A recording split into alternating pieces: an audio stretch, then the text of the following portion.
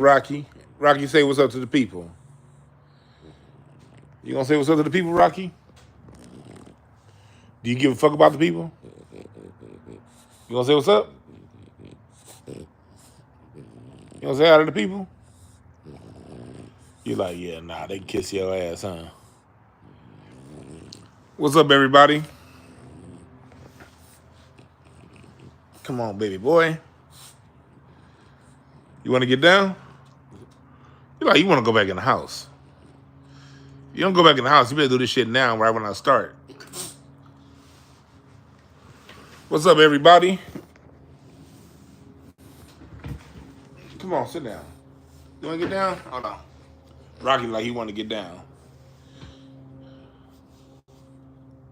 But you better lay down. You better not walk outside this motherfucking garage, boy. Oh yeah, this is live. This is live. We are most definitely live. What's up, everybody?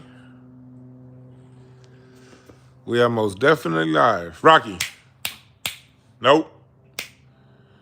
You want to go up. I think Rocky want to go upstairs. Hold on. I'm going to take Rocky ass upstairs before we get started. Because he going to be fucking around. We about to talk about hip-hop. Is hip-hop misunderstood? Is hip-hop misunderstood? Let's talk about this for a second because I'm having this discussion. Come on, Rocky, you bring your ass. I'm having this discussion based off a clip that I saw on Carmelo Anthony's podcast when he had Michael Strahan on. And they were talking about hip-hop beefs. You know, like when Michael Jordan requested They Not Like Us and at a party. Come on, Rocky. Get your ass in there.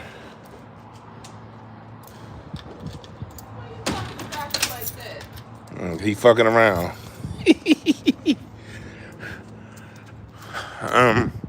hit the like button. And Michael Strahan in the thing, I don't have the video. I do. Y'all can look it up. Y'all can look at the video, Michael Strahan on hip hop. He's like, basically, is hip hop the only form of music that people beef? And I'm like, hell no. But I notice a lot of people think that. So I want to talk about that. Also, I want to talk about, I just interviewed Lonzo from the Wrecking Crew. The man who discovered Dre, Easy, Cube, all of NWA. Most of your big acts from LA. I just interviewed him, and that interview is up now on Patreon. So if you're on Patreon, go and check out that interview. I'll put it over here on YouTube probably Monday. I was gonna do it tomorrow, but I'll probably put it up on YouTube. No, actually, I might do it tomorrow because tomorrow's a busy ass fucking day. So either tomorrow or Monday, I'll put it up here on YouTube with a special section that's clipped out just for Patreon. But salute to all my Patreon members. Y'all get everything first on the interview side of the game. And so I got Lonzo telling that story of the origin story of West Coast hip hop. And so y'all be on the lookout for that. But if you're on Patreon, it's up on Patreon right now. All right?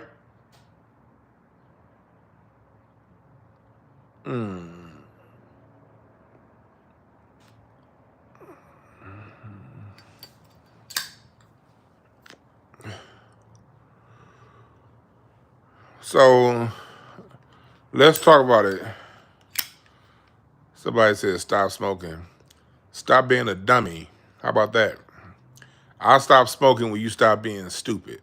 Let's see which one happens first.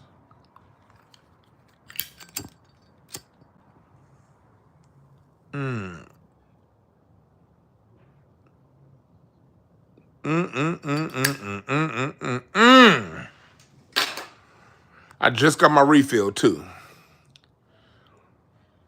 So, no, I don't use the blunts. I use I do hemp wraps. I use hemp wraps.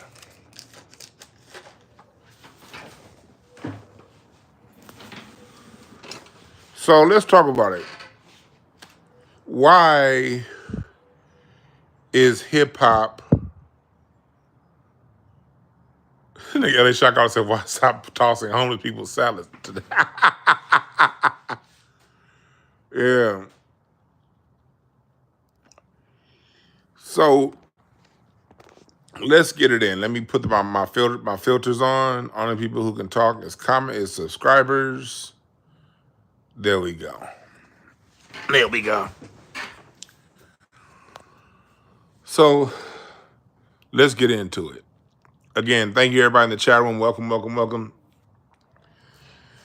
Go to the description bar and you will see an event for reproductive health in Compton.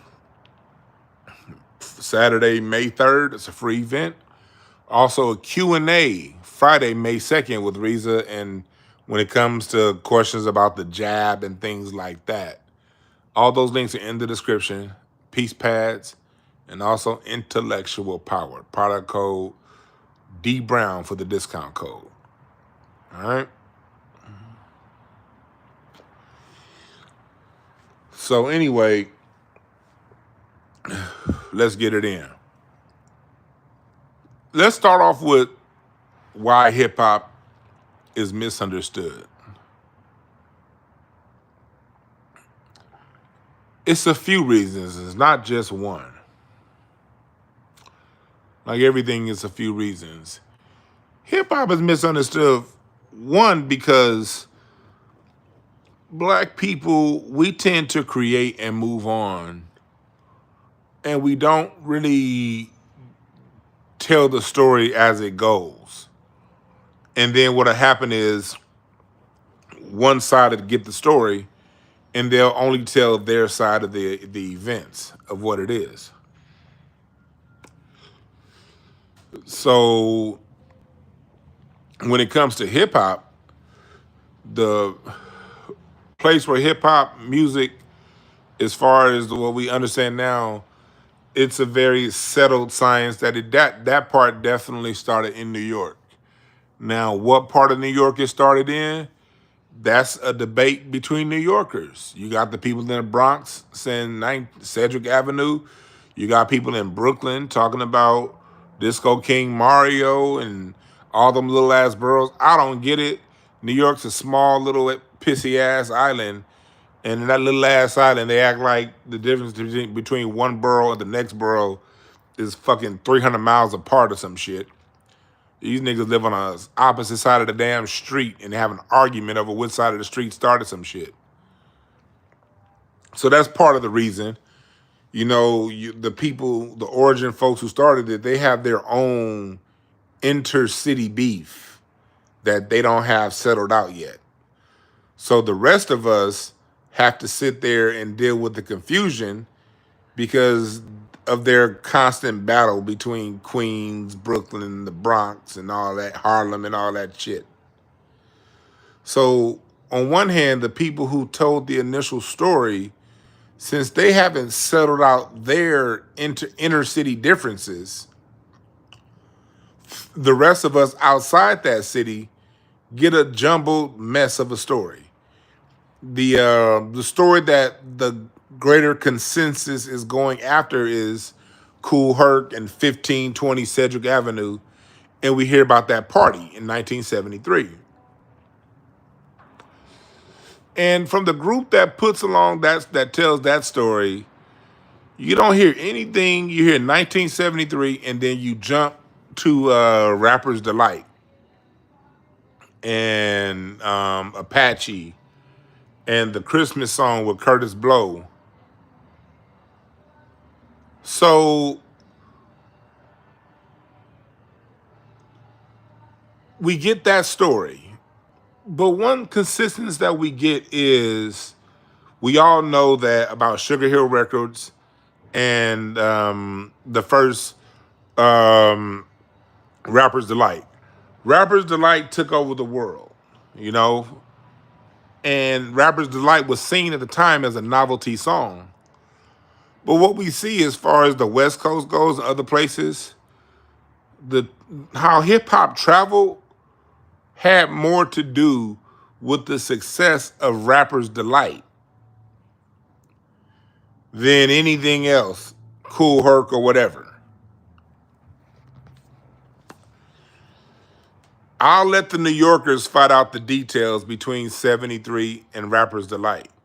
Because Melly Mel says it's only Bronx culture. You got other people saying, no, we was doing this in Brooklyn. You got people in the Bronx that were on another. You got people like Cool DJ Face, and salute to Cool DJ Face. DJ Face is talking about 71, and I believe him because he has a very clear, concise story. But the powers that be in hip hop, for whatever reason, like to ignore Cool DJ Face. But again, that's New York internal politics, internal beef that I don't care to get involved in. I care about the music. One thing that is for sure is that hip hop rap is a sample-based form of music. And if you ask me, rap hip hop is more in the lineage of poetry and comedy, spoken word, than it is as far as like the artist goes. It's more the lineage of spoken word and comedy than it is singing. Rap started out as spoken word with the beat. It's storytelling.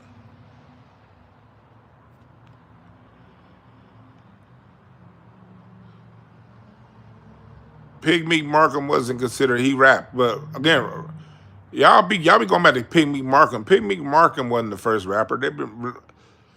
Y'all gotta go back and watch Microphone Check and that part that I said in that movie. Black Americans have been rapping as long as we've been speaking English. Okay? We've been rapping as long as we've been speaking English. We've been rapping as long as we've been singing. There's no start date. There's no first rapper. As much as people, because I understand this, because again, the story's convoluted. So I get why people had their mistakes. For about 2 years ago, I saw the video of the Jubilaires. And people taking the video of the Jubilaires saying, hey, this is the first rappers. Not understanding that the Jubilaires were a gospel quartet. They were a gospel quartet that sang. But rap has always been there. Yeah, pimps say it, comedians say it. A rap is just having something to say in a rhythmic way. And then you add a beat to it. That's rap. But for what we know as hip hop, is old school Black American rap put on top of rhythm and blues beats, whether that be disco or funk. Disco and funk are both different sides of R&B.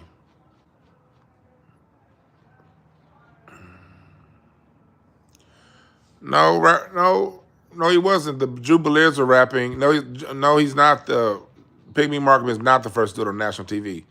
Cab Calloway was rapping on national TV in the 1940s.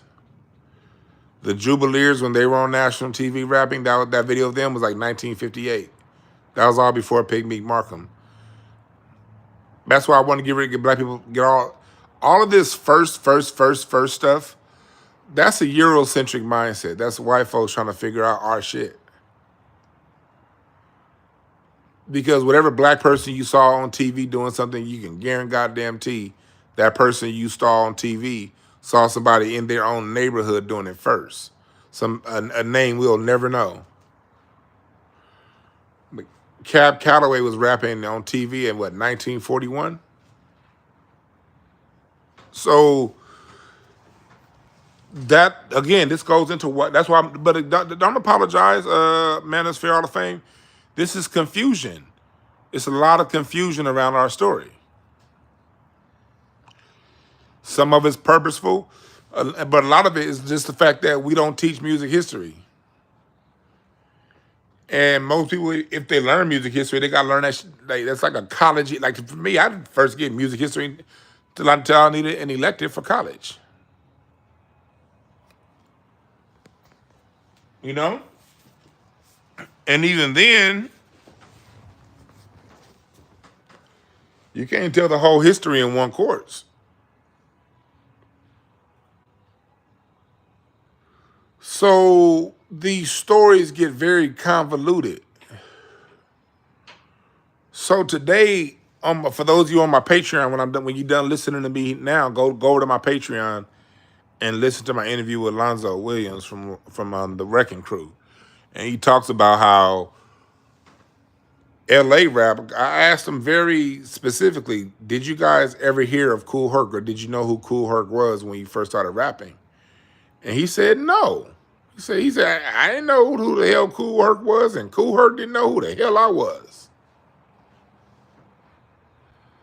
What the European tries to do, and the Negroes that front for the Europeans, is they try to boil rap down to Kool Herc and his turntables and sound system culture. Sound system culture, first of all, there's no such thing as sound system culture. All music likes good sound system. I don't give a fuck what music it is. And all of the sound systems that people are talking about were all made and created here in the United States of America. Nothing in Jamaica. Later on, as the 70s come along, stuff started getting made in Japan. And I broke all that down over the agreements post-World War II, why Japan got that technology. It was American technology and American and German technology that Japan was allowed to cultivate to build their economy after World War II. Y'all need to go back and watch that video where I broke that down. But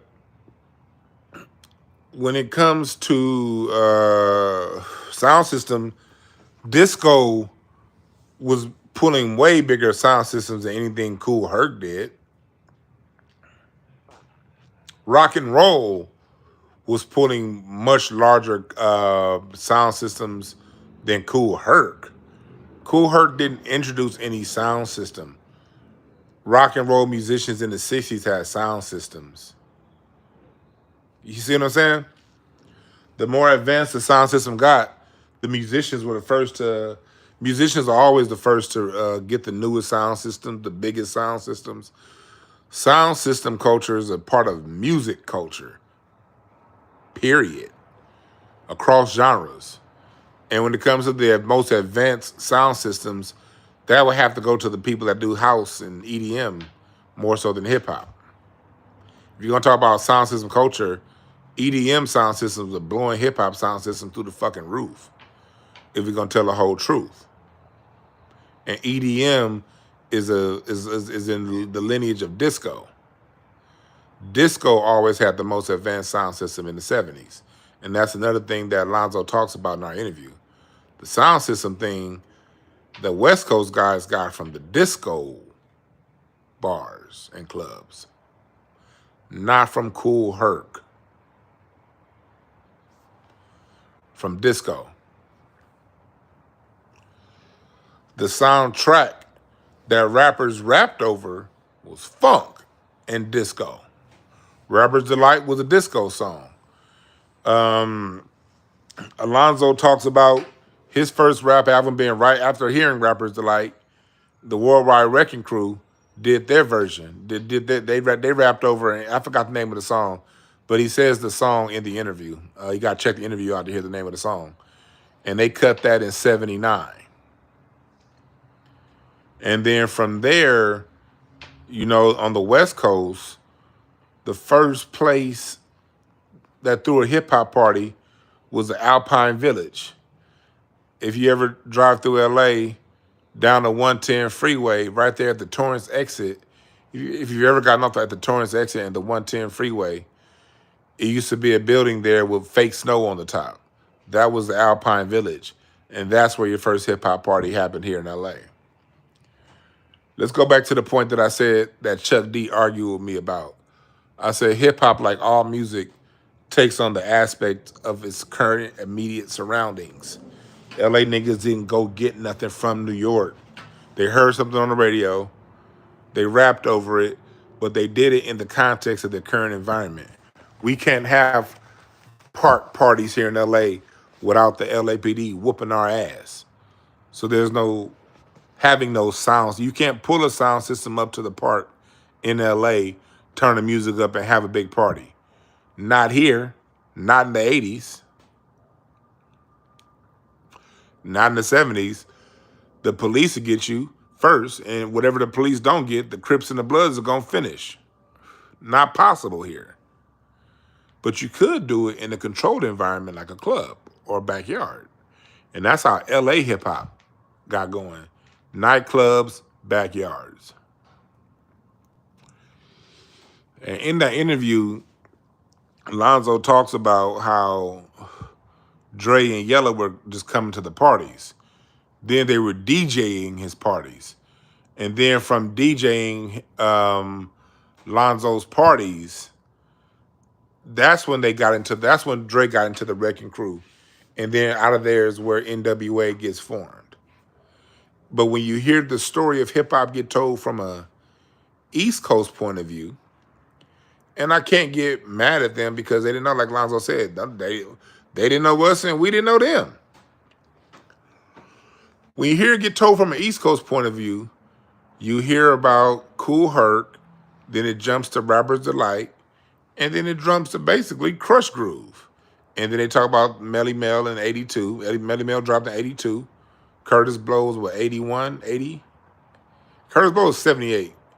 But Curtis Blow was really hot, late 70s into the early 80s. The Melly Mel sound, you had them. Then you get the Run DMC, LL Cool J. And when you listen to the story get told from those guys, everything is 100% New York until you get to NWA in 1988. And they say, according to New Yorkers, hip-hop didn't hit LA until NWA. And they say the West Coast messed up hip-hop because it brought all that gangster stuff, even though the East Coast and Philadelphia was doing gangster rap in the mid-'80s before NWA. That's how the story is told. Not understanding that NWA is second-generation hip-hop in LA. NWA, second-generation hip-hop. Yeah, Schoolie D, Philadelphia. NWA is second-generation LA hip-hop, not first. NWA comes about 10 years after hip-hop started in LA. And LA has its own movers and shakers that weren't waiting around to see what was going on in New York. They're making their own moves here.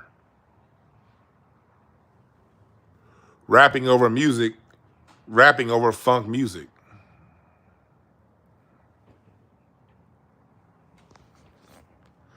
That's Real Talk Planet 619.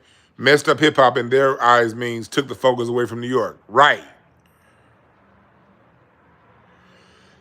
And so I asked Lonzo specific questions, about so what New York influence was he working with? And you know what he told me?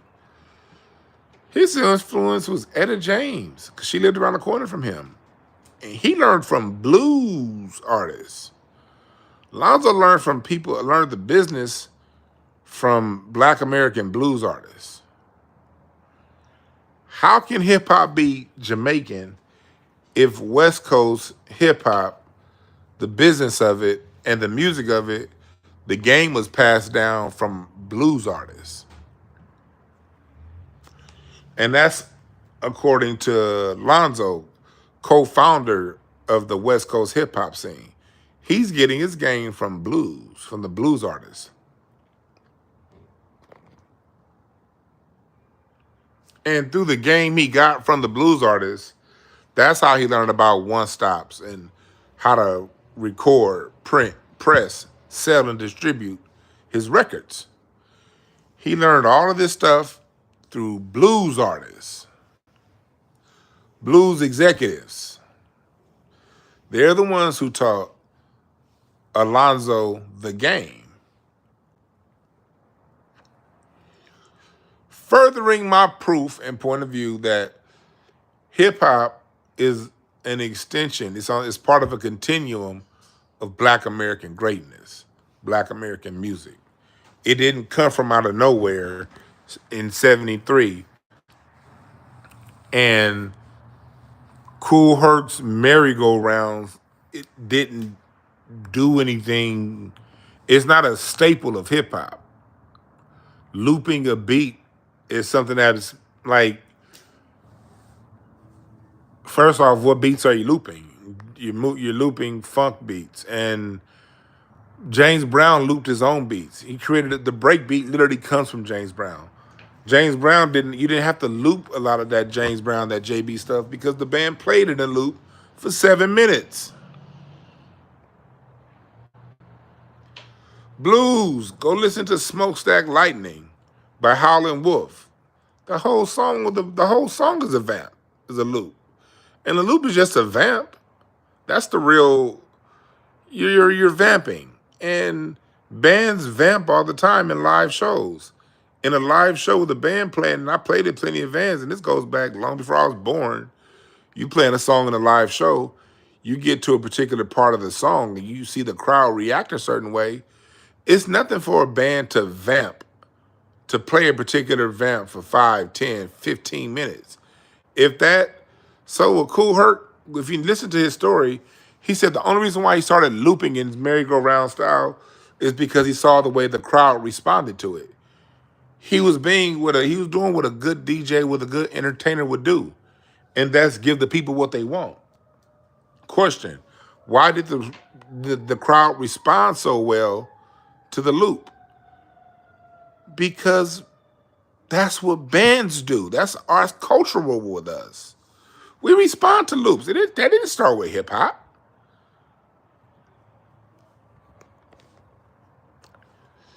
It's just playing a part of the song that the crowd likes.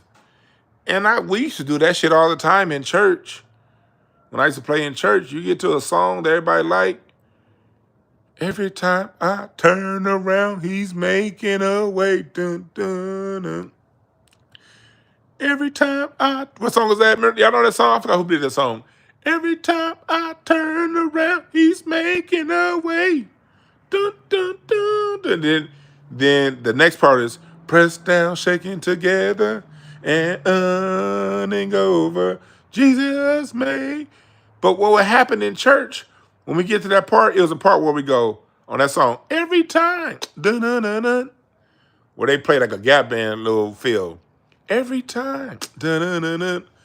Every Sunday we play that at church. When we get to that part, the church congregation love that part. So it will be nothing for us to vamp that part. In the song structure, you're supposed to vamp it twice. Or then another second part, you vamp it 4 times, and then you go back to the next section of the song. But when the crowd is getting down in church to that part, to that vamp, you vamp that shit as long as you need to vamp it. If they're responding and really dancing as a band, you every time, dun dun dun dun, every time, dun dun dun dun, every time. Then the band director, they do this. That means go right back. No, this gonna mean go to the top. Go back to the beginning of the song. Let's go to the head. But if they do this, that means vamp it. And when you playing at a party at church, when the crowd get into it, you just the lead just, and we vamp it. Sometimes the vamp may last 2 minutes.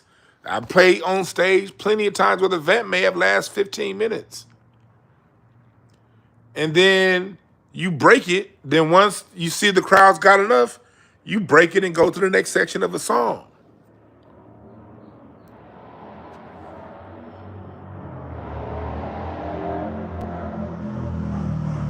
So This whole Cool Herc merry-go-round thing needs to be put into the broader context of Black American music. And we put it into the broader context of Black American music. He was just doing on with records what bands were doing live. It was something that, as a band, we did. And Cool Herc was emulating that. And when you listen to the story of people in New York, he wasn't even the first to do that. Hell, if you listen to, what's his name? You listen to Frankie Crocker and Jocko Henderson. Jocko Henderson would vamp beats and rap over them on the radio.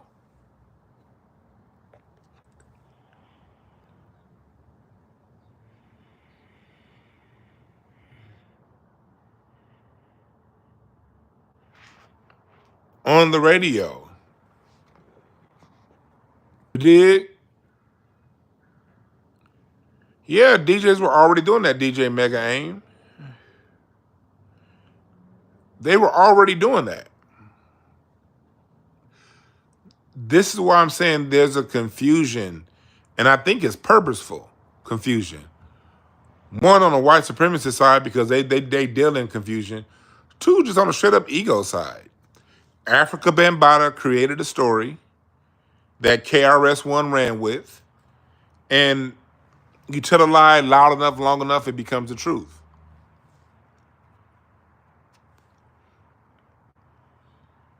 And when those egomaniacs told that lie in that story, they conveniently left out where they got it from. That's right. They all learned from those New York DJs. Jocko Henderson, Frankie Crocker, they worked in New York, Philadelphia. You had DJs in Baltimore, Chicago. That DJs were already doing that.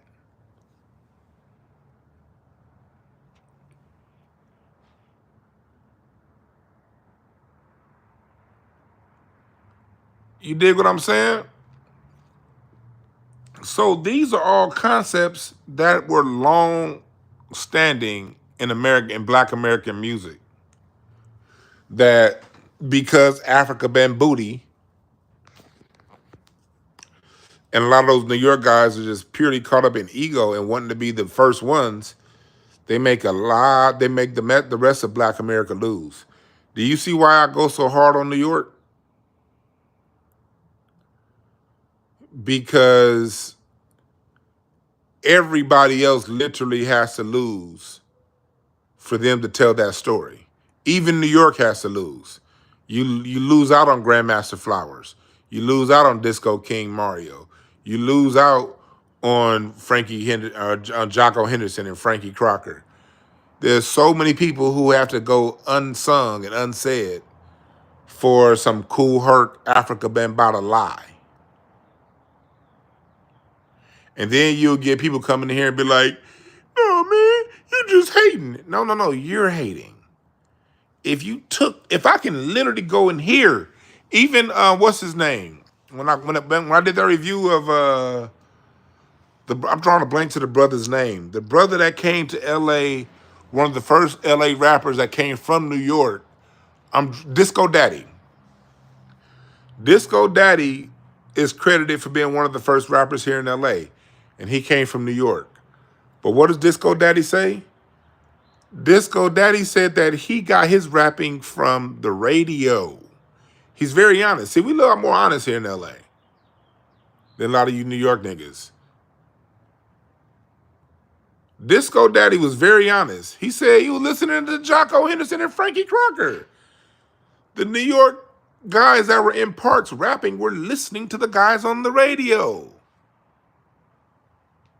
That's why Melly Mel and those guys, if you listen to that style of rap, that Curtis Blow, Melly Mel, Furious 5 style of rap is these are the breaks. Yeah.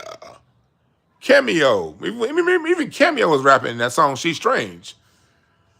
I can't stop looking at a dairy, yeah. Up until Rakim, them niggas sounded like radio DJs. Rakim changed that. Rakim is the one that came in not sounding like a radio DJ. And Rakim gave rap, he codified the rest of rap. Like, I put Rakim, he is the Charlie Parker of rap. You know, Jazz was going, Jazz had his thing, but Jazz didn't really get, even though the big band era was when the only time Jazz was at its highest, most popular in American music, was during the big band era. But it was really bebop that really codified that thing we know as jazz, and really was the root of so many. After bebop, that's when rock and roll, rhythm and blues, salsa, and all these other forms of music started to take off. Because bebop and Charlie Parker changed the rhythm and the language. And it was Rakim that was the Charlie Parker of rap. It went from this show tunes kind of gimmicky radio sound to the sound we know today.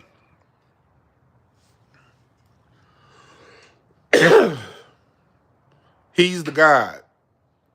Rakim is the God.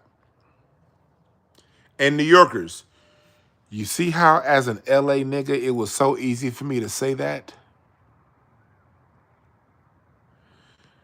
Because the truth is the truth.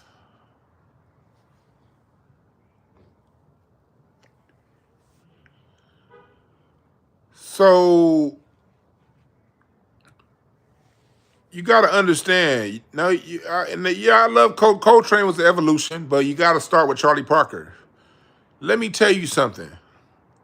Do you know how great Charlie Parker was? Not only did he bring the phrasing, do you know that the saxophone, especially the alto sax, was a throwaway gimmick instrument?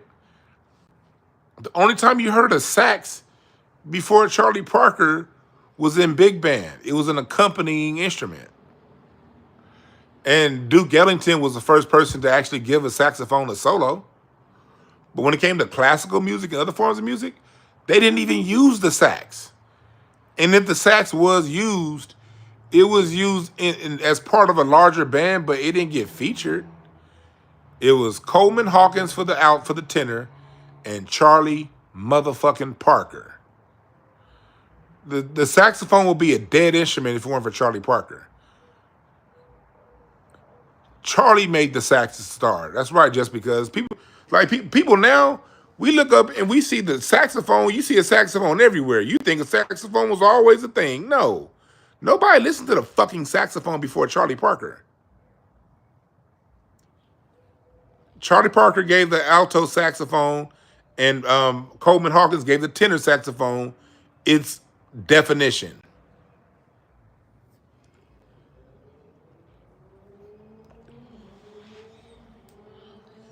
So much of hip hop descends directly from bebop. But most people, especially Black Americans, don't even understand bebop culture. Somebody said trumpet is king. No, it depends on what you like. And let's go to the trumpet. Who defined the trumpet?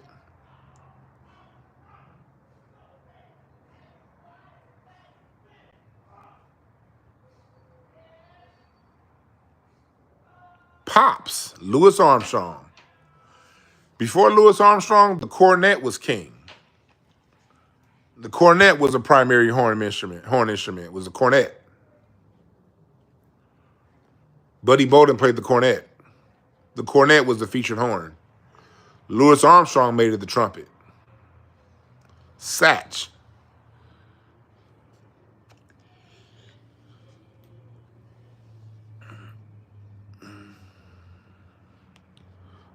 But it was bebop, and it's those bebop chops that we now see in hip hop that define hip hop.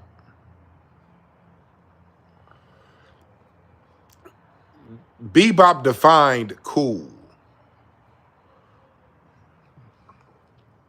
Matter of fact, the term cool was created by Lester Young, who actually is more swing, but he was right there in that line between big band and bebop. Lester Young, who also helped define the saxophone. Lester Young made the saxophone cool. If Charlie Parker made the saxophone popular, and Charlie Parker made the saxophone popular, and he gave the saxophone a language. Lester Young made the saxophone cool. Yeah, Rakim played sax in high school.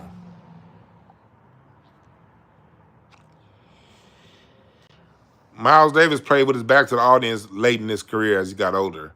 And that's because Miles Davis didn't give a shit about, he gave all his care about the music. He was trying to hear. He said he heard best by listening directly to the band than through those monitors. And so he sat into a pocket to where he can hear the rest of the music best. Miles Davis is who, you see why Miles is up there. Miles is the one that took jazz through 5 different evolutions in one career. From Birth of the Cool, creating the West Coast, establishing a West Coast cool jazz sound, to modal jazz, to electronic jazz with Bitches Brew, to the cover jazz, Tutu. Miles Davis really gave jazz up. He advanced the sound. Miles Davis changed the sound in major ways 4 or 5 different times. He was at the forefront of major shifts in jazz. And he brought the culture refined elegance to it, smooth with his dress and everything like that. But hip hop is misunderstood because there's a misunderstanding. People don't really understand Black American music and culture. And that's because we as a people have been taught that we don't have anything worth valuing, so we don't study it. We think for us it's just now Japan, Korea, Germany, France, England, they study us. Africa, Nigeria, South Africa. South Africa really studies us. You know? Ghana, they study us. Jamaica, they study us. Puerto Rico, Finland, they study us. We don't study us.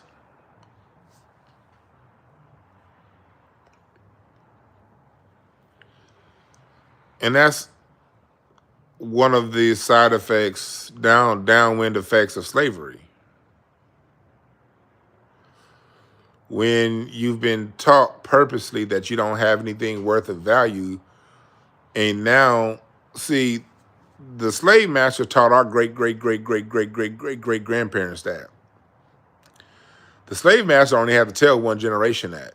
After the slave master told one generation that, after that, the parents just pass it down. It gets passed down through your family. What's one of the common phrases in Black America? Niggas and flies, I despise. No, not Willie Lynch. Willie Lynch was fake. That was a fake. Willie Lynch was fake. Willie Lynch gets too much credit. It was the manumission laws that got us to hate on each other, but it was really just cultural. It was that's how white people are educated on us. They're taught that we ain't shit, and they pass it down. And this is long before the Willie Lynch letters were supposedly in the 1800s. This goes back hundreds, well over 100 years before. Even if you take Willie Lynch at face value, even though we found out that was an FBI fake, deep fake, but even if you take it at face value, these practices were going on 100 years before that.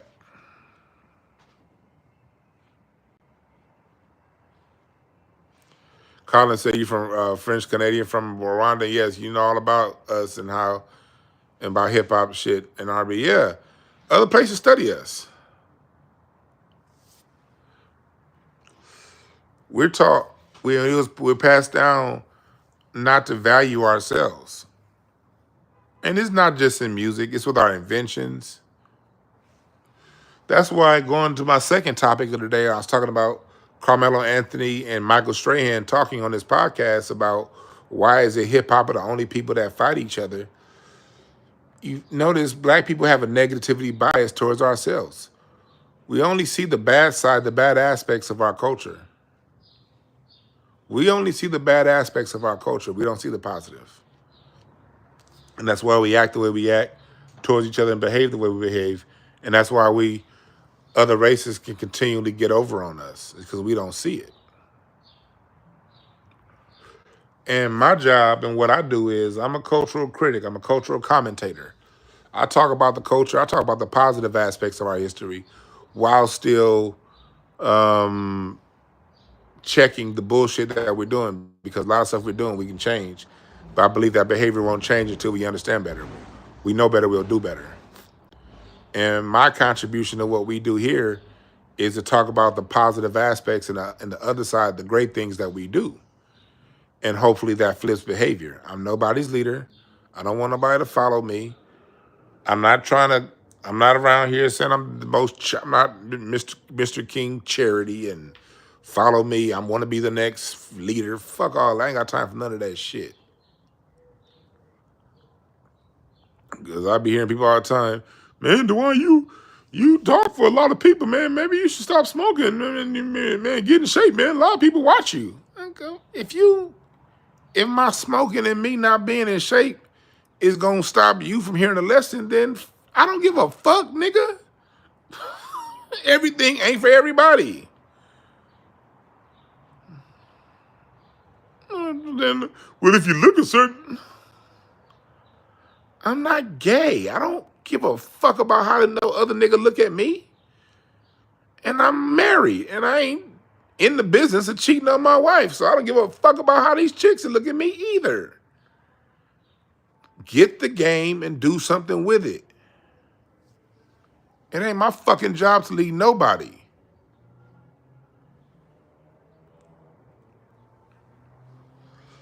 It is my job because I'm a natural born learner and a natural born teacher. It is my job to learn and I make mistakes, and I will get names wrong, get date wrong, and I will get some things wrong because I'm a human being. But it's my job to learn, because I like learning. To me, learning is fun. The way some people watch, the way I used to watch basketball is the way I learn. It's the way I watch documentaries. I've always watched documentaries, and the way some people read mystery novels, and I read history. Anytime you see me sitting down, I'm within arm's reach of a book. Am I not? When I'm talking to y'all in my living room, on my computer, in my garage, in my basement, I'm always within arm's reach of a few books. That's my pleasure. And I love to talk. And I like talking shit. I like clowning. I like cracking jokes on people. I like when people get me with a good joke.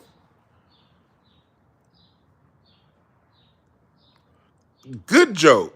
Problem is, 90% of y'all jokes suck. And I don't respect it, because fat jokes are the easiest jokes on goddamn earth. And if you got a bad fat joke, you should just stop joking. That's why that's why the mods know. 2 bad jokes and you're out of here for 5 minutes. Another bad joke, you're out of here the rest of the day. Fat jokes are too fucking easy for you to be fucking up on. Appreciate that, Steve H. I first saw you on Cred Fast. Cool, brother. Keep up the good work. I appreciate that. That's right, Cold Crusher. There are no perfect messengers. Only perfect messages for those willing to pick up the game. You got to be willing to pick up the game. If you ain't willing to pick up the game, then this ain't the channel for you. I ain't trying to lead nobody. I ain't trying to be nobody's perfect teacher. Hell nah. Hell nah. But again, this goes back into the confusion. You know, it's culturally we're confused overall, and that bleeds down into the music. Like what Colin just said, West Coast hip hop is most definitely misunderstood. Not only by the East Coast, but everywhere else also. Right. See, this is where I call cap on them people that talk about West Coast hip hop and how it destroyed everything. My thing is this. If the only thing you heard coming out the West was the gangster stuff, that tells me more about you and what you're attracted to than the West. Because the West talked about way more than message music was more popular than the gangster rap. Ice Cube beat out NWA. No Vaseline killed them off. And he did it with message music. When you listen to that's West Coast put out reality rap. We was rapping about the reality of our environment and how to, and when you listen to reality rap, anytime they mention gangs, anytime they mention drugs, they also mention you gonna end up dead or in jail. Press the number one if you know what I'm talking about. When you listen to 80s gangster rap, reality rap, it always ended with you being dead or in jail if you chose that lifestyle. So if you come from the East Coast and you say that the West Coast poison things, that tell me you got a fucking poison mind. Because your mind is what attracted to the negative side of what was being said. On the same record, on the same song, they was telling you gonna get fucked up or in jail. If you still went for the okie doke, nigga, you was it already. You was the mark. And I tell that to any East Coast nigga to his face. You was the mark.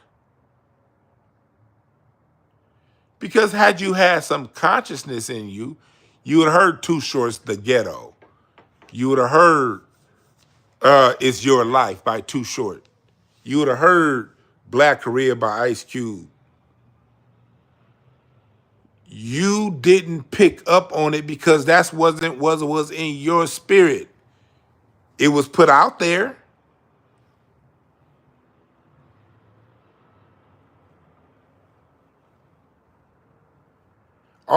You ain't gotta listen to me. Listen to the music. That music was education. And it wasn't just that. You also still had party music. West Coast gave you Rodney O and Joe Cooley. West Coast gave you, man, before you get think about this. Before Miami Bass is an LA sound. You had Supersonic. Doom, doom, doom, doom. The West Coast gave you booty shaking music. The gangster rap was just an aspect. The West Coast gave you bands like Digital Underground, where Tupac got his start. Gave you, and Digital Underground, they were a conscious band. They were a conscious band. So that's why I push back on that whole, oh, the West Coast just gave us that gangster music. No, the West Coast gave you a lot. If the only thing you picked up on was the gangster stuff, you gotta own that.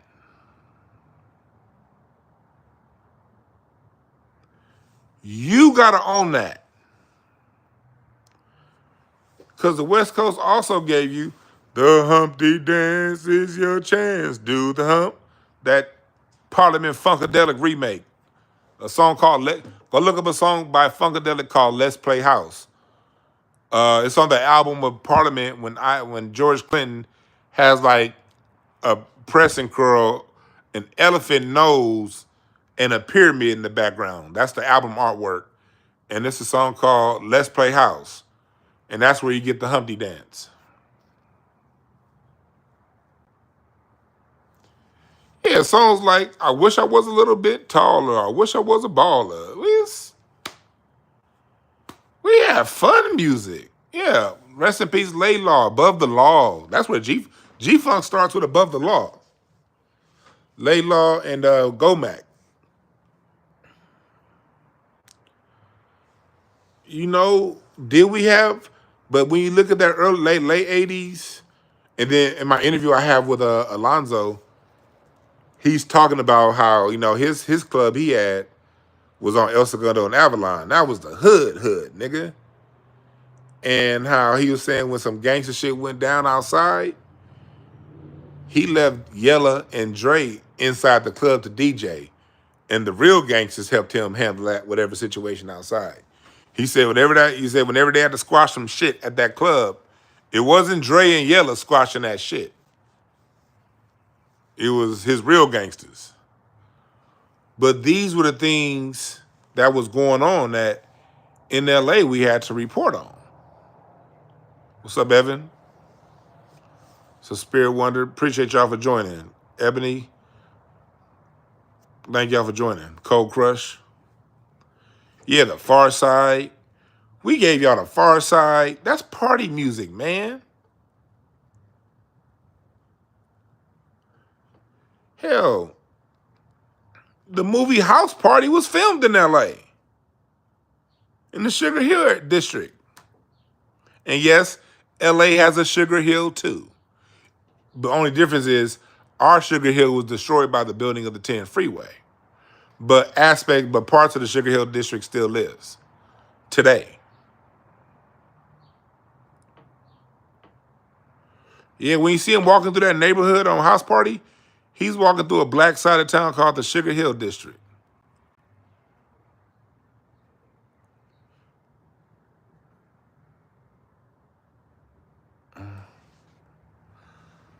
Tribe didn't start no G-Funk. Tribe came out in the early, and I love Tribe. You gotta realize, Above the Law, let me put you up on game. Above the Law, Laylaw and Gomac, they were driving Dr. Dre to the studio when Dr. Dre didn't have a car. Those are the guys that created G-Funk. Before Dr. Dre had a car, it was this group called Above the Law. Gomac, rest in pieces. He died 2 weeks ago. Laylaw died last year. They were picking Ice Cube up from school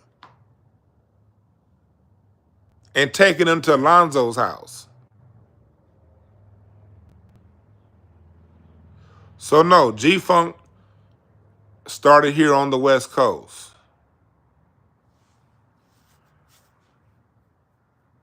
Tribe sampled a lot of West Coast. Like Tribe did a lot of sampling of Roy Ayers and the Mizell brothers production, and the Mizell brothers are out of L.A. If you listen to a lot of the Blackbirds, Donald Byrd, Roy Ayers stuff, a lot of that stuff was produced by the Mizell brothers and recorded here in L.A. And Tribe sampled a lot of their stuff. The acid jazz stuff was more Tribe. And acid jazz is a West Coast sound. George Duke. Acid jazz and like jazz funk fusion. That jazz funk fusion, that's a West Coast sound.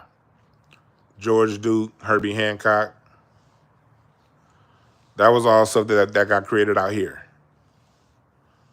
And Tribe, and also I'm drawing a blank. Jazzmatazz, Guru. They sample a lot of that stuff. That's why I always tell people all the time, the best black music, and again, this goes back to the topic of the show, why is hip hop so confusing. Because although regions do exist and every region has a distinct sound, the best of black music, when you hear the best of it, it's a cross pollination. It's when different groups, for black Americans from different sides of black America come together to create something. That's why West Coast Ice Cube sounded so good with East Coast Bomb Squad. But East Coast Bomb Squad sampled a lot of Midwest funk. You see how that works? Listen to that again. West Coast Ice Cube got to start with America's Most Wanted, being produced by New York Bomb Squad. But New York Bomb Squad, most of their samples is Midwest funk and West Coast funk. The best of black music is when we all work together and we fuse our regional sounds and create a stew out of that.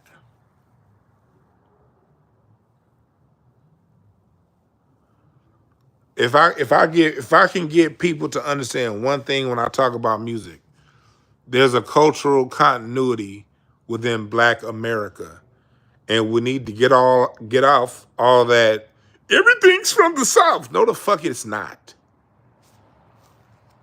It's highly offensive to Philadelphia and Cincinnati and all of those things that they were contributing to music during the 1800s. Before somebody said, well, everybody still came from the South. No, the fuck they didn't. It was free niggas in Philadelphia, New York, Boston, Cincinnati, Cleveland. Oh, for $29.08? I said, man, it's Amazon delivery. They're just delivering my weed. I got some. I get my my rolling papers delivered through Amazon. I think that's them dropping my shit off. But this shit goes back to the 1800s, 1700s. This shit goes back then. So they try to lie to you and tell you that, oh, everybody came from the South after slavery to the North. And that's 70% true, 60% true, which leaving out 40% of the truth. There was already black people there and a thriving music scene already when they got there.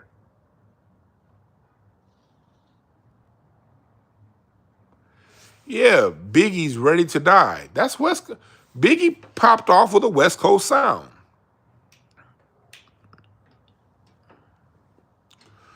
New York gets its credit for popping off with the hip hop scene, but you know, with the hip hop, that's Amazon people ringing my front door. What? Yeah. Oh, you got a delivery.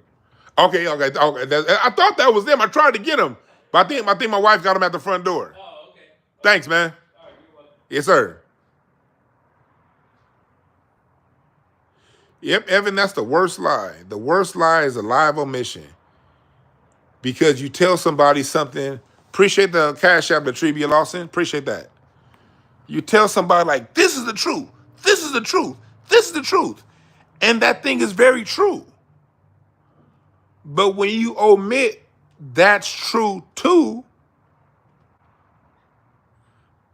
now you get somebody like me come around saying, hey, this is true also. And then what do I get in response? Man, you just hating. No, ain't nobody. I'm just telling more of the truth.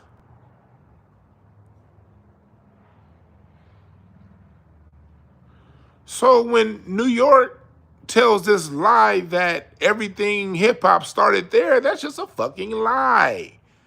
Especially graffiti culture, because in Microphone Check, Tariq talks about cornbread. But people don't talk about Pedro. Pedro was also a graffiti artist. I'm drawing a blank to Pedro's last name. But Pedro is the one that wrote in block, that Funkadelic logo in block letters. That was designed by Pedro out of Philadelphia also. He was a graffiti art on an album. That started with Parliament Funkadelic. That's not exclusive to hip hop. Hip hop's not the first. That's a funk thing. But when you got black people who are, think about this though. You got black people who are in their 50s, 40s, 50s, and 60s. I'm gonna leave us in the 40s out of it. Even though I studied, because funk was a little bit, even though I was born in 81. So the zenith of funk was happening right when I was born. I didn't really get into music until 1990, 91 when I was 10. But I said, take someone that's 50. That means born in 71. That means they were actually around to see and experience the funk generation. Somebody born in 65, 60. They were around to see and experience the funk generation into hip hop. You got people in their 50s that don't fully understand funk. Think about that. Pedro Bell, yeah, Pedro Bell. Pedro Bell. And funk is an extreme, funk is like bebop. Like one thing, bebop is my favorite jazz and funk is my favorite subdivision of R&B because funk is black. Go watch that documentary on that PBS did on funk. Funk is black, black, black, black, black, black. It is nigga music. Disco is at a tempo for the rest of the world to dance to. Black people dance at disco tempo too, but we prefer dancing at the funk tempo, 110 BPMs.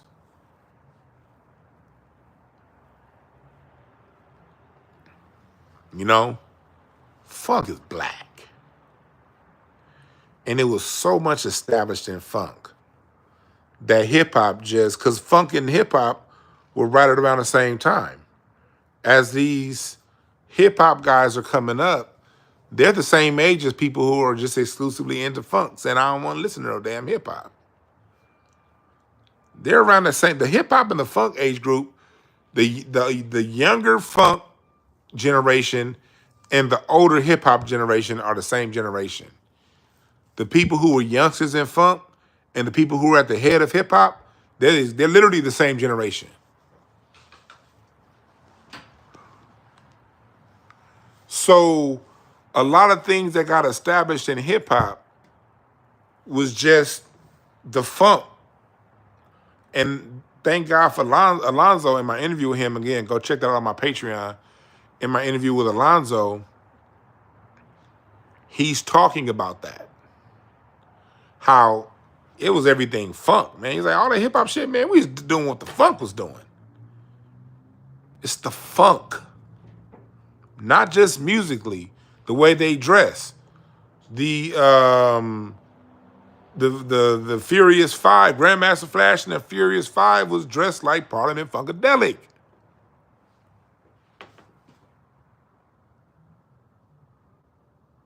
It was Run DMC that brought the gold chains and the Adidas and the streetwear.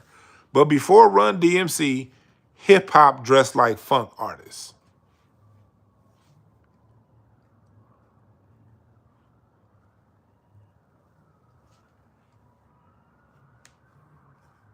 And we got people who are in their 50s that don't even talk about this or understand that.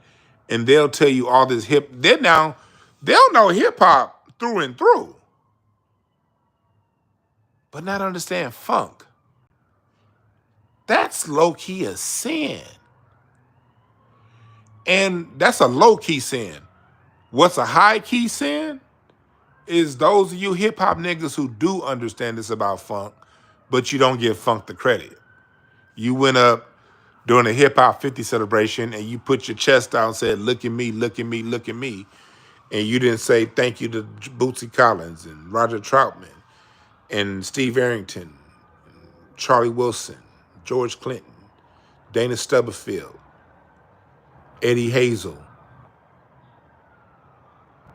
Junie Morrison, Bernie Worrell. You didn't give them nothing. Confunction. You didn't give them nothing. That's a sin. And that goes back into the confusion.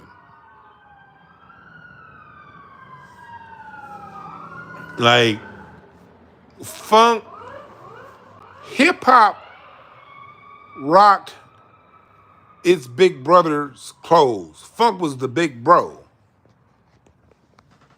Funk passed hip hop down all of his clothes. And those clothes that funk wear, they bought in a shop created by Bebop.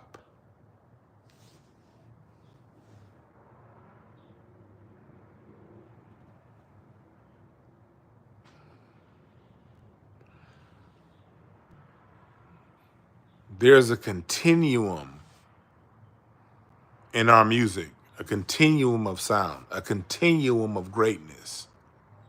Yeah, War got left out in that documentary. LA hip hop always gets, and like LA funk always gets left out. And it's gonna be, but if it's to be, it is up to me. LA funk always gets left out because War popped off in funk before Parliament. Parliament was still doing spiritual, more rock and roll, heavy metal style music when War was dropping funk in 71. Not only did you have War out of LA, you also had a forgotten about band that my father-in-law, Mr. Carmichael, was a studio musician for. The Watts 103rd Street Band. Look up the song Express Yourself. That's a song that NWA remade. Someone in the chat room, go look up Express Yourself. And what year was that made by the Watts 103rd Street Band? Doom, doom, doom, doom, doom, doom, doom, doom. Somebody in the chat, look up the song Express Yourself by the Watts 103rd Street Band. Hey Nandi, I'm gonna get to your question. Remind me to get to your question later. But look up the song 1970, right.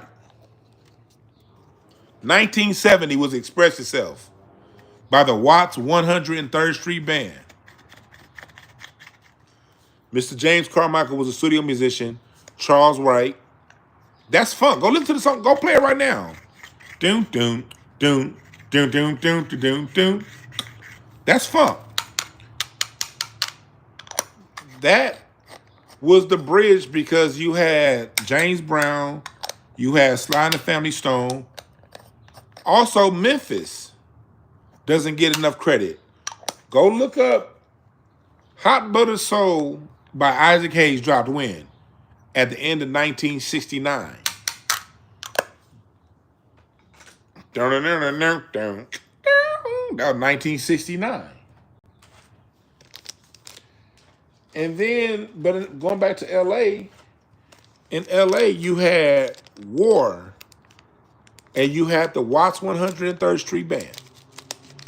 And they were doing funk music before the Ohio Players, because the Ohio Players at the time was still a jazz band. The Ohio Players were a band, but people forget, the Ohio Players were a jazz band first. They evolved and started doing funk when the sound went to funk.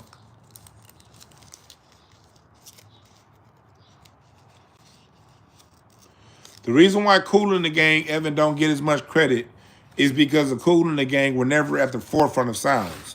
They were always similar to the Barcades, not quite as bad as the Barcades, but they were always in the mix, but never on the edge of the mix, on the cutting edge of the mix.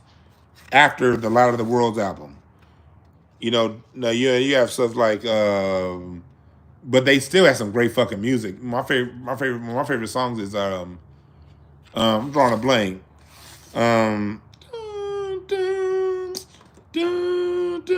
Dun, dun, dun, dun, dun, dun, dun, dun, dun, dun, dun, dun. I'm drawing a blank to that song. Dun, dun, dun, dun, dun, dun, dun, dun, dun, dun, dun, dun, dun, dun, dun. Spirit of the Boogie. That's what it is. Spirit of the Boogie. Jungle Boogie. But Kool and the Gang weren't like quite on the cutting edge of the sounds. The bands that we remember from that era were more so on the front end of the sounds. The Kool and the Gang could play everybody. They could play everything. But they were never the band that came out with this new thing like the Isley Brothers, like Earth and Fire, like Cameo, like the Gap Band, like Parliament Funkadelic, like Slave. Those bands are more so on the cutting edge of some things. Rick James, Punk Funk. Those are the ones we tend to remember from that era. Confunction out of the Bay Area. But they were later in the 70s. Confunction was later 70s.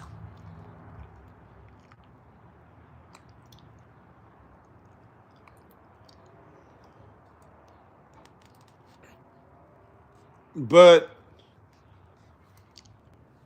we got a lot of black band people. Yeah, Tower of Power is one of my favorites. That's why I just got this today. This was my delivery. This is why I was 15 minutes late. My delivery man that just got here. Right when I was supposed to go live. This is why I was 15 minutes late.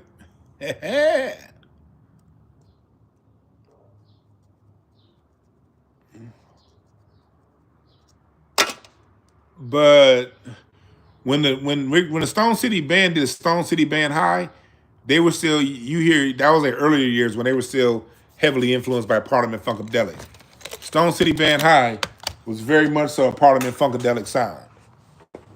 But then they evolved as they got into the late 70s, into the early 80s. When they came out with that do you and I, we are together. That's when they stepped out on their own. Like, okay, yeah, they doing their own thing.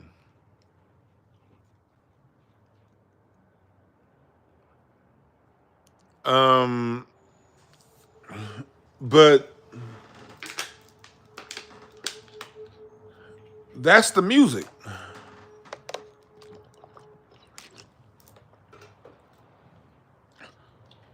But again, there is no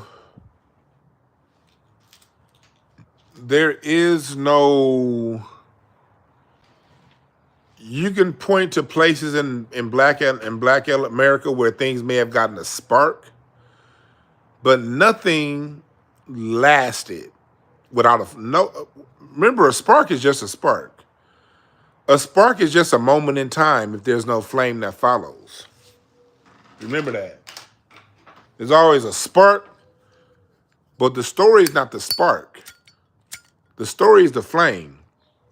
The flame is what's going to light that blunt, light that match, not the spark. You see how my flame just dwindled out? Why did my flame dwindle out? If I want to understand why that flame dwindled out, I got to study the components of this lighter. The flint, the wick, and then there's the lighter fluid.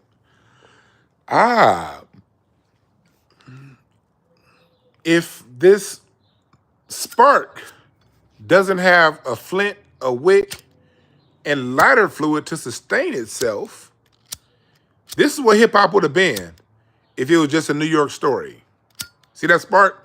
That's all hip hop would have been, was a spark. If it was just James Brown hip hop, and I got my Godfather shirt on now, it would have just been a spark.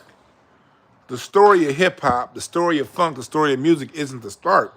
The story is the flame. And you need butane, you need fuel to keep the flame going. And the more fuel the lighter has, the longer the flame burns. We got to stop talking about the spark and start talking about the flame that maintains the sound and kept it going. Because if it was just New York, it would have just been a spark. The flame is the culture of Black America and the cross-pollination of sounds and groove and talk, walk, lingo, dress, all that. Like, no one ever talks about Kansas City anymore and St. Louis. What St. Louis did with the blues and what Kansas City just did for culture. Man, Kansas used to be Kansas is where we get bebop and swing. Two of the most important sounds in Black America, big band swing and bebop, those are Kansas City sounds. The New York hip hop scene doesn't flame without Kansas City's lighter fluid. Nigga, this is the story of the fire, the flame, the butane, the fuel.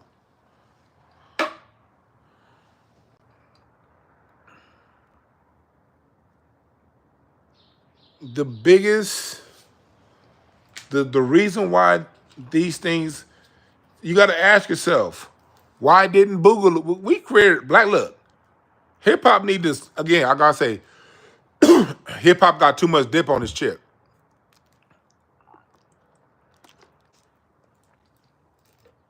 Way too much dip on the ship. You ain't nothing special. It's a lot of black music that flamed out. Boogaloo, rockabilly. It's the reason why Boogaloo isn't around anymore. Because there was no cross-pollination and flame. Boogaloo popped off in the 50s, got real big, but there was no sustained interest in it, and because other regions didn't really say, okay, I'm gonna develop a Boogaloo scene here, I'm gonna develop a Boogaloo scene there. So Boogaloo died. Doo-wop got melded into rhythm and blues. Doo-wop died, but what happened with doo-wop is doo-wop died, but doo-wop became an essential element of rhythm and blues. That's where you get the Isley Brothers, the Spinners, the Manhattans, the Temptations, the Four Tops, the Supremes. Doo-wop got blended into that.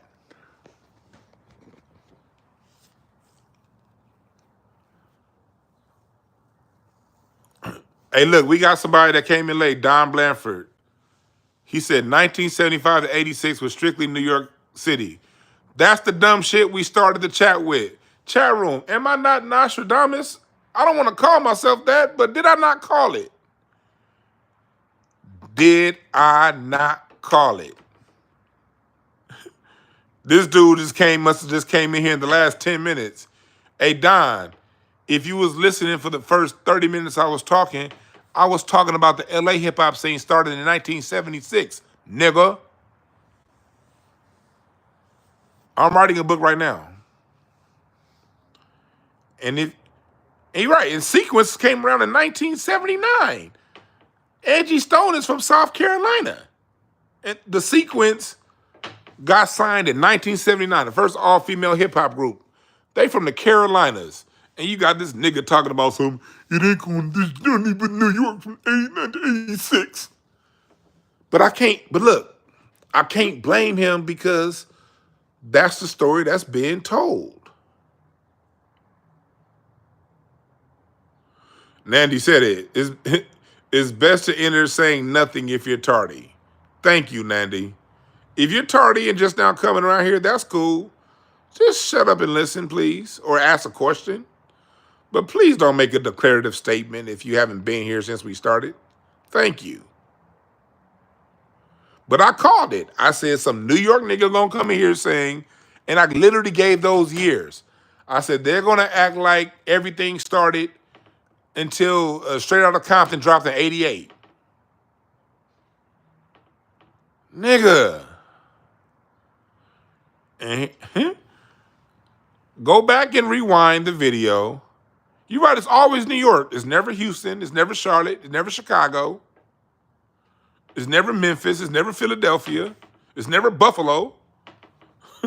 It's never Newark. It's only New York City. It's never D.C. It's never Baltimore. What's up?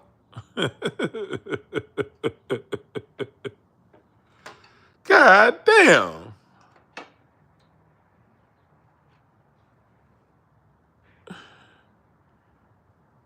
It's never anyone else but New York City on that bullshit. God damn, y'all make yourselves look bad. Yeah, Ice-T's first single was 82. But today on my interview that's on Patreon right now with Alonzo from the Wrecking Crew, he talks about, he's very clear that he first laid his first rap down on record on wax in 1979.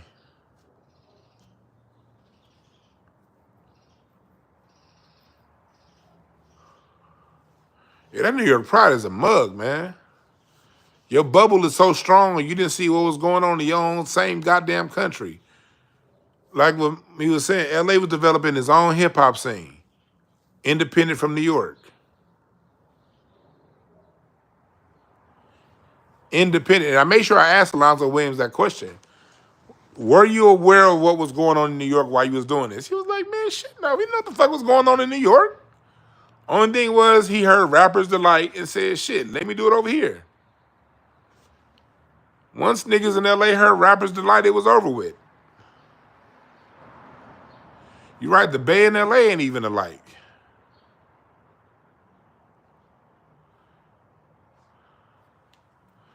And Chicago, oh my God. Black American music probably, and I don't like to isolate because it's a cross-pollination of everything.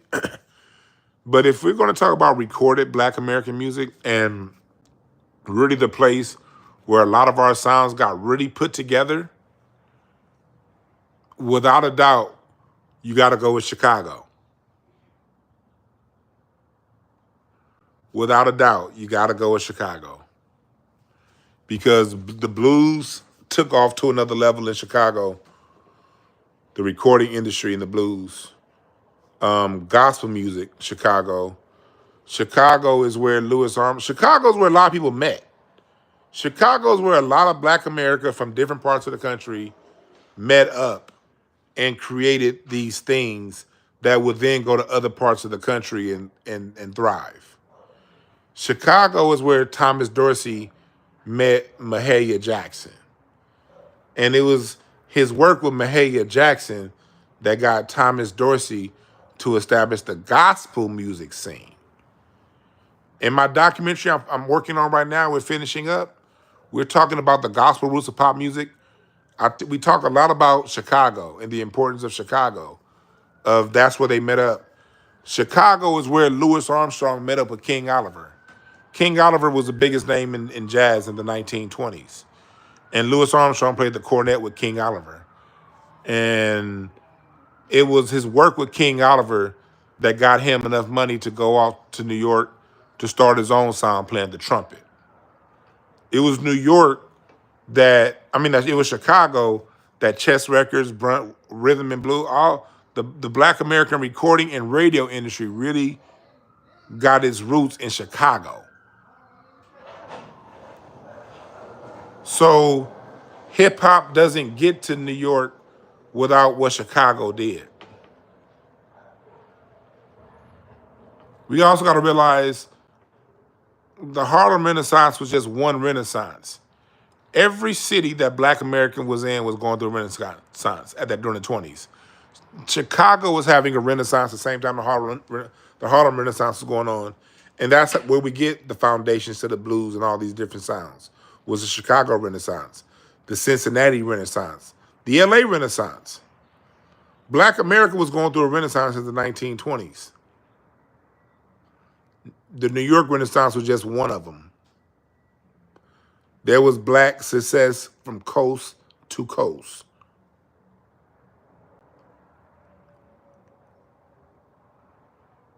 So Chicago, the Chicago Record Row in Chicago, Brunswick Records, VJ Records.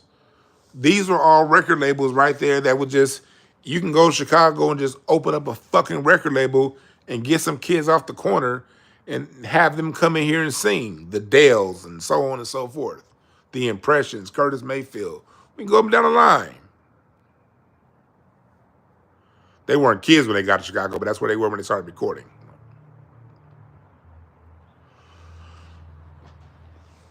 You know, but before Chicago, it was New Orleans that really is when all the rural musicians in the South, New Orleans, the first great migration was post-slavery, was from the rural plantations in the South to New Orleans and Memphis.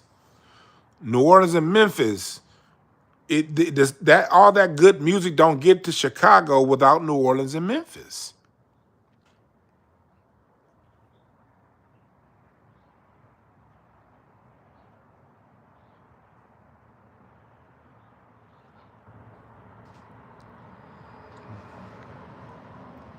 Somebody said, so why other cities don't have, you said so-called, that was nice and sarcastic, meet the folks.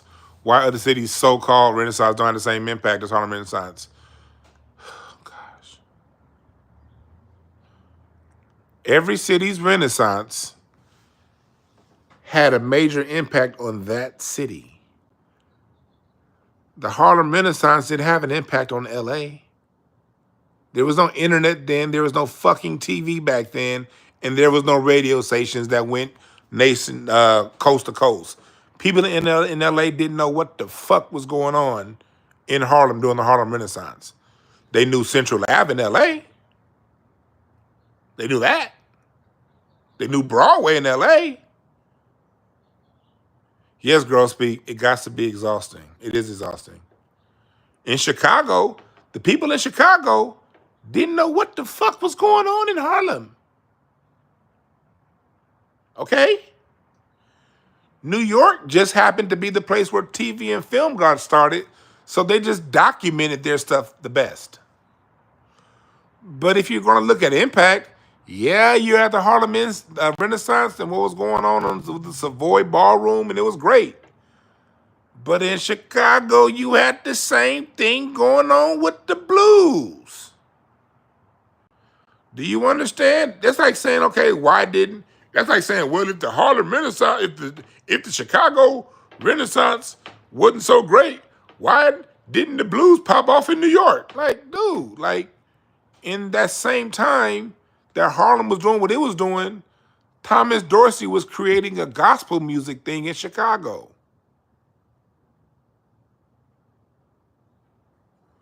Memphis had its own Renaissance. Black America was going through an ethnogenesis in the 1920s. We were now in the 19 teens, in the 20s. We're now 3 generations removed from slavery. You're now dealing with people whose parents weren't slaves. Their grandparents were. Their grandparents were slaves. Their parents weren't. They moved out the South and they were living up north and they were redefining what it meant to be black. They went through Reconstruction, saw all the gains made through Reconstruction get burnt down, get messed up. They were going through, Black America was moving around the country, getting off to a new start. Black America was independent. They went to militarily trained in World War I. A lot of Black America really thought that they were Americans. You know, like a lot of you niggas today think that you're Americans. And then Woodrow Wilson came in and kicked all the black people out of the government jobs. Birth of a Nation hit. White aggression saw all of this black progress. So they started going through in the late teens and through the 20s, burning down black towns, not only Black Wall Street, but in Chicago, in LA, Detroit, Cincinnati. They were all going through all these white rage. And in that white rage, it made black people look in the mirror and start to redefine themselves. And also a lot of black people no longer wanted to be associated with being sharecroppers and being people of slaves. We're now the new blacks. And so the new blacks set out in the 1920s to define themselves separate from their sharecropping parents. And in defining themselves separate from their sharecropping parents, they took on a renaissance in the city that they were in.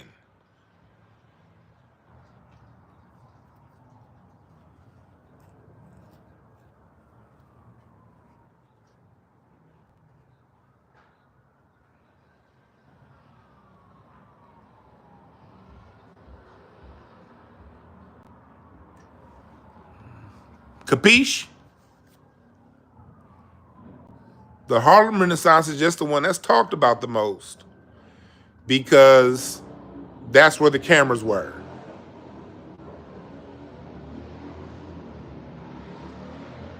The cameras weren't in LA at the time. The LA film industry comes a little bit later. And when it does come here, them white boys was not coming down to South Central LA. They was staying up in fucking Hollywood because LA is segregated as hell.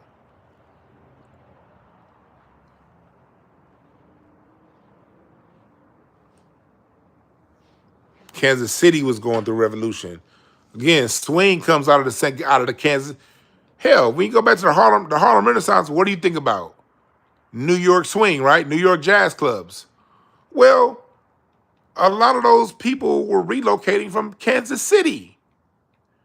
Kansas City had the swing thing popping before New York. The Harlem Renaissance popped off with the Kansas City sound. Do you hear me?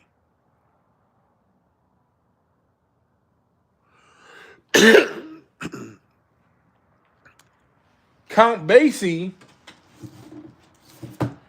is from Red Bank, New Jersey, but he established his sound in Kansas City and took it back to New York. Duke Ellington's from the Carolinas, established his sound in Kansas City and took it to New York.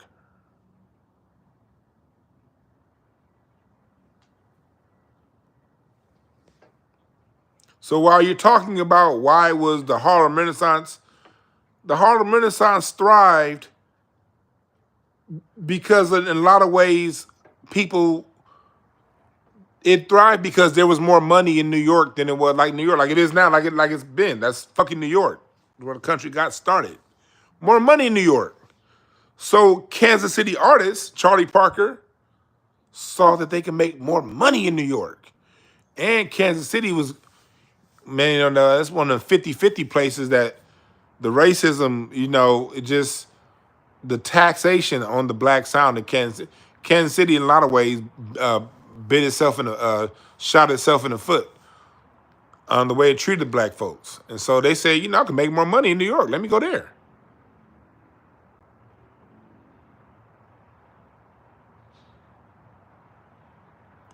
No. Don't say fuck the Harlem Renaissance.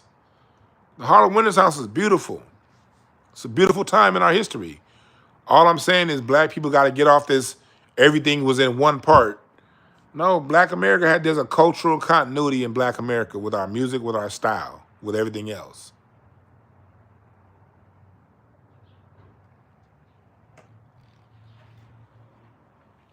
Yeah, New York had the Apollo, but do you know how a lot of famous artists got famous? Most black artists got famous either in Kansas City or Chicago first on radio. Count Basie got famous because he was on Kansas City radio, playing a live radio show.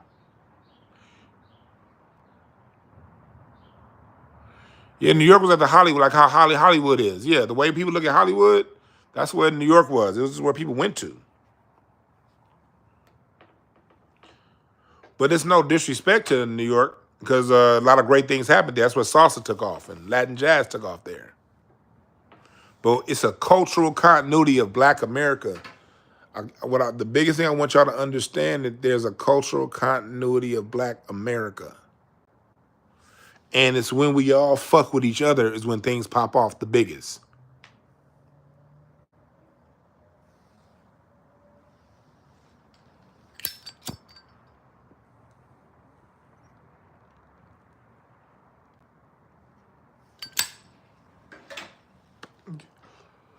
There's hip-hop confusion because we don't know who we are. And we don't tell our story. And we wait for others to tell it. And then when you get people like, oh, is hip-hop the only place where black people fight? And black people the only one you see fight? Well, battle culture is a part of our heritage too.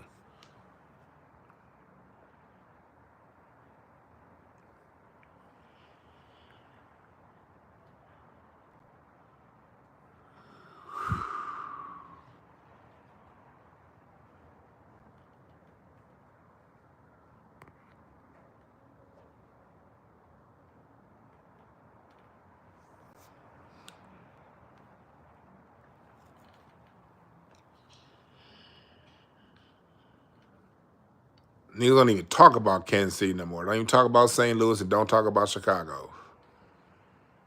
A lot of people popped off in Chicago because that's where Chicago had the strongest radio signals in America. So if you can get on radio in Chicago, if you can get on radio in Kansas City, your radio signal is going to get broadcast much further than it would on the East Coast or in the South.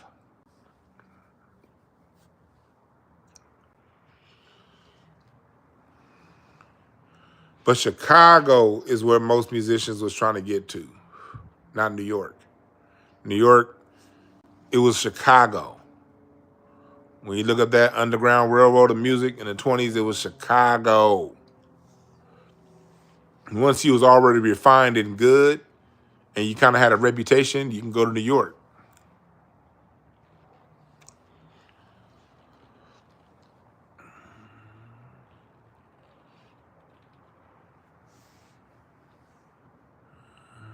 Yep.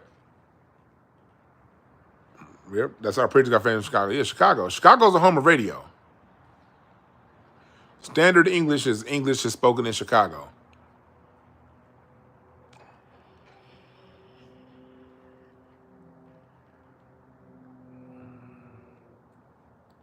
But battle culture and all that stuff, that's something that's in gospel, it's in blues, it's in jazz, it's in rhythm and blues, it's in hip hop. So when I heard Michael Strahan on that show talking about, is it just black folk? Well, that's what we do in our music. And we ain't the only people that go at it either. Waylon Jennings and Merle Haggard went at it for years. Crosby, Stills, and Nash, them niggas fought literally till they died. The Beatles and the Rolling Stones have a rivalry that's not so friendly.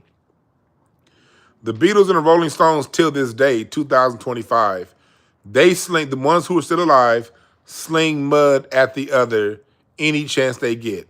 Just like, and I think it was like an article like a couple years ago in Billboard where like Keith Richards and Mick Jagger is throwing mud on the Beatles and Paul McCartney's coming back. Well, they stayed in the blues and we evolved. Like, stop all that we the only one shit. Music is competitive. People battle in all of it, but especially us. We do battle. But that battle culture is what makes us better. That's really what it is, just because it's us pushing each other to be better. Yep.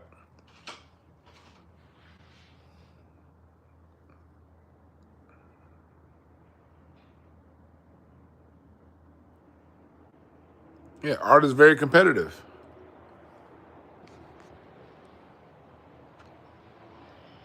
Very competitive. You dig? But I'm about to get on my barbecue grill. I'm about to light up my grill because it's still sunny in LA. Got a couple more hours of sunshine, so I'm about to light my motherfucking grill up.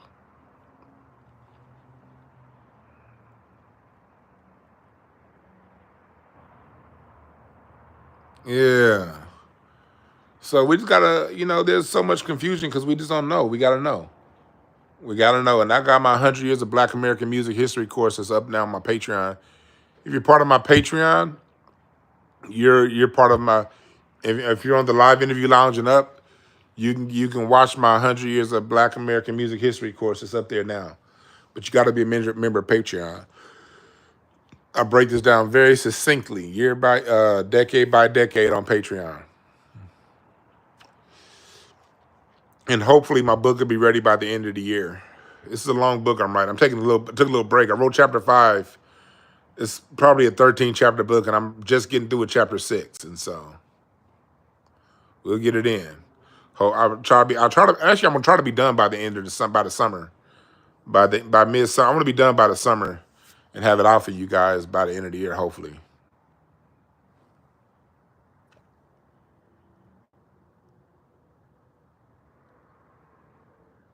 Yeah. Like I said, your California taught your brother some dope shit about music. That's dope. But I appreciate y'all for listening. Patreon. Go and watch my interview with Lonzo. All right. And I'll have that interview up here on YouTube at some point. All right. Remember it's us working together. East Coast, West Coast, Midwest, down South. When we come together and we bring our regional groove to the sound and we collaborate, that's the best music. A collaboration of each region, bringing a region along with them and working with other region and finding that fusion and that sauce, mixing a new sauce with your East Coast region and my West Coast region, and the bass players down South region and the singers Midwestern region. We all gonna come together, and that's where that shit is made. That's when that shit is made. All right, we out.